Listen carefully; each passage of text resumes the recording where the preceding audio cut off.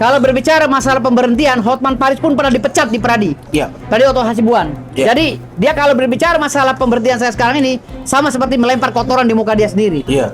Dengan dibekukannya berita acara sumpah advokat atas nama saudara Rasman Arief Nasution dan saudara M. Firdaus Owiwobo ya.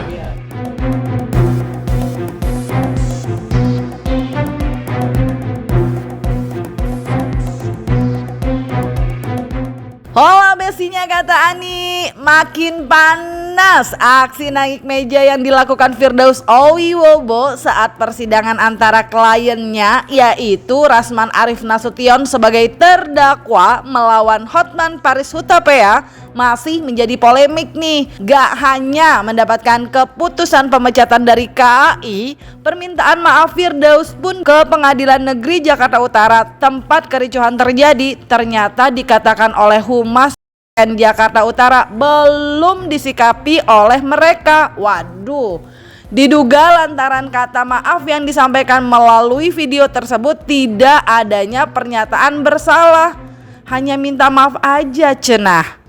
Ada beberapa hari kemarin saya melihat di video itu ada itu permintaan kepada Mahkamah Agung, kepada Kejaksaan Agung ya, termasuk kepada Ketua Pengadilan Tinggi, Kejaksaan Tinggi dengan Pengadilan Negeri.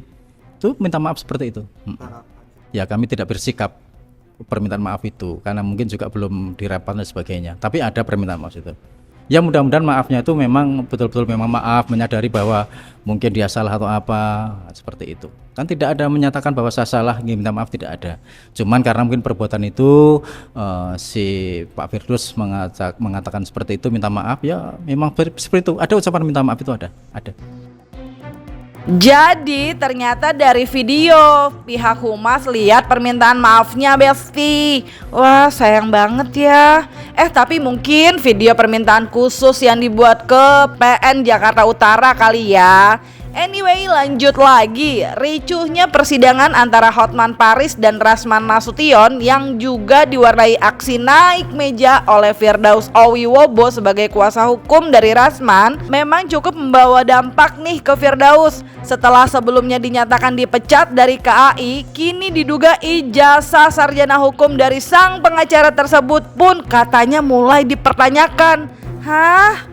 Masa sih? Simak langsung aja nih Besti dari Petrus Balapotiana yang merupakan anggota KAI. Saudara Firdaus ini kami menilai dalam rapat memutuskan sesuai berita yang ditandatangani oleh 35 DPD dan memang saya ditugaskan untuk membacakan di hadapan wartawan dan sekarang sudah viral juga bahwa tidak mungkin seorang pengacara di ruang sidang berperilaku seperti itu. Dan setelah dicek, informasinya bahwa sarjana hukum dia, kelulusan dia itu diragukan karena satu kampus dengan Rasman di Ibnu Khaldun dan sekarang tidak dapat diverifikasi lagi. Ya, itu yang menjadi masalah. Jadi dia dipecat sebagai anggota Kongres Advokat Indonesia. Tetapi dia punya berita acara sumpah, itu adalah kewenangan dari Mahkamah Agung yang didelegasikan kepada Pengadilan Tinggi. Sehingga sekarang kalau informasi terbaru bahwa sekarang Rasman dan Firdaus dilaporkan di Mabes Polri dengan pasal-pasal tata tertib persidang, itu saya yakin hanya pintu masuk untuk menyelidiki proses mereka menjadi pengacara. Apakah sarjana hukumnya benarkah, surat magangnya benarkah? Nah itu yang akan menjadi masalah, ya. Waduh, runyam ya Besti nampaknya. Secara nggak cuma soal keabsahan ijazahnya, tapi Petrus pun mengatakan perihal sikap Firdaus sebagai pengacara saat sidang menaiki meja tersebut bisa ditahan. Tapi jika terbukti benar adanya surat atau dokumen palsu yang menyatakan keabsahannya sebagai seorang pengacara, Besti. Dalam penyelidikan, penyidik akan meneliti akan dia benar-benar seorang advokat. Karena dalam pasal 4 Undang-Undang Advokat, ya, pasal 4 Undang-Undang nomor 18 tahun 2003 tentang advokat, syarat orang menjadi pengacara, pendidikannya sarjana hukum. Kedua, mengikuti PKPA di organisasi advokat. Ketiga, diusulkan oleh organisasi penyumbang surat magang. Nah, dalam penyelidikan di Barreskrim, ternyata syarat dia menjadi advokat yang dilampirkan itu misalnya surat magangnya, katakanlah begini, dia lulus sarjana hukum 2022. Lalu 2022 juga dia mengusulkan penyumpahan, padahal menurut undang-undang advokat harus magang 2 tahun.